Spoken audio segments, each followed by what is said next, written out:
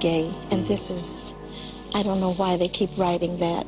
I guess it could be because you wear makeup, but when you're on stage, everyone wears makeup. Michael tried to convince the world he was Peter Pan, a little boy who never grew up. So it seemed logical that his ideal companions would be as innocent as his persona appeared to be. I haven't been betrayed or deceived by children. Adults have let me down. Adults have let the world down. But Michael also coped with his traumatic youth by lying to his God and himself. The true motives for his bizarre interest in children were a mystery, maybe even to Michael. Whether one has been the victim, which is the child abuse survivor, or the victimizer, both parties can be attracted to situations where other children are around. Michael's fascination with young boys surfaced in 1974 with pint-sized celebrity Rodney Allen Rippey. He would call me, and he was interested in what was going on in my little world, you know. And when the Off the Wall album hit, I lost contact with him. Just after Off the Wall was released in 1979, Michael met Terry George, a lonely English school kid.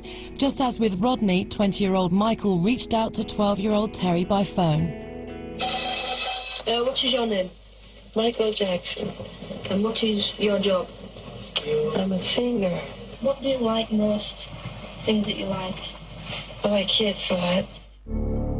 But on the BBC documentary Louis, Martin and Michael, an adult Terry admitted that one of Michael's calls went too far. But in 1993, two papers ran the story that Michael had been masturbating during one of their phone calls. Parts of the story are true. I mean, I would say majority of it's true. It's quite unfortunate, really, that somebody wants to focus on a 10-second part of a conversation, well, 3-minute part of a conversation. In 1983, Michael turned to 12-year-old Emmanuel Lewis, a TV star who appeared much younger. In public, 25-year-old Michael claimed he saw something of himself in Emmanuel. Because he was a young kid, he was thrown into this business, and he wanted to show him a different way. Though he lived at Havenhurst, Michael kept a penthouse apartment in Los Angeles as a secret hideout to escape his family and fans. Steve Howell was there when Mike brought Emmanuel over to play.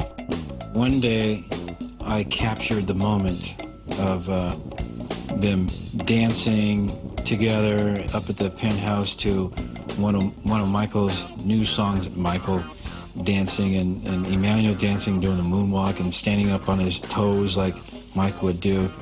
At the same time Michael befriended Emmanuel, he was pursued by teen star Brooke Shields.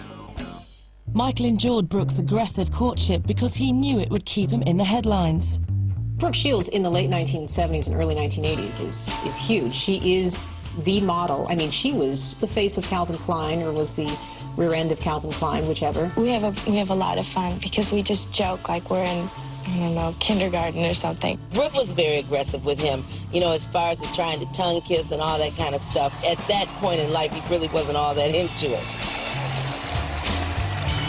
In 1984, Brooke bullied her way onto Michael's arm at the American Music Awards. She may have been his date, but Emmanuel was the object of his affection. He literally toted Emmanuel Lewis up to him with his awards because Emmanuel Lewis was very totable.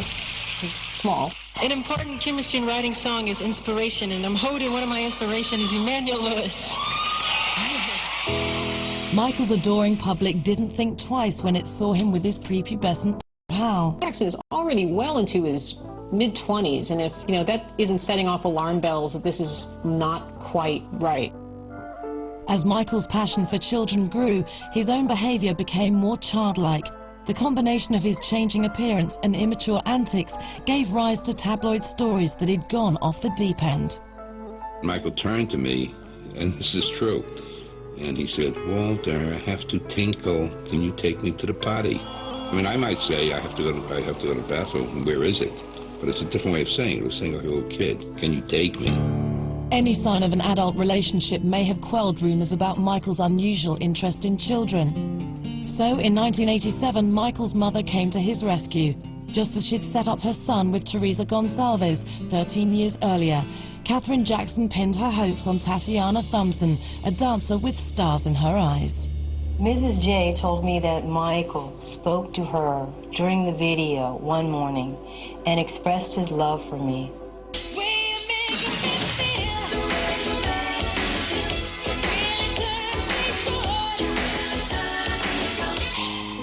The video was for Michael's song The Way You Make Me Feel. Tatiana played a damsel in distress and Michael a cad with a crush.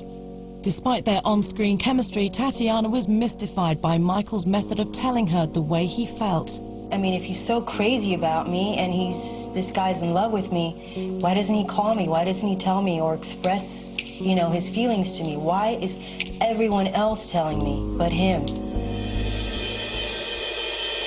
But when Tatiana acted on the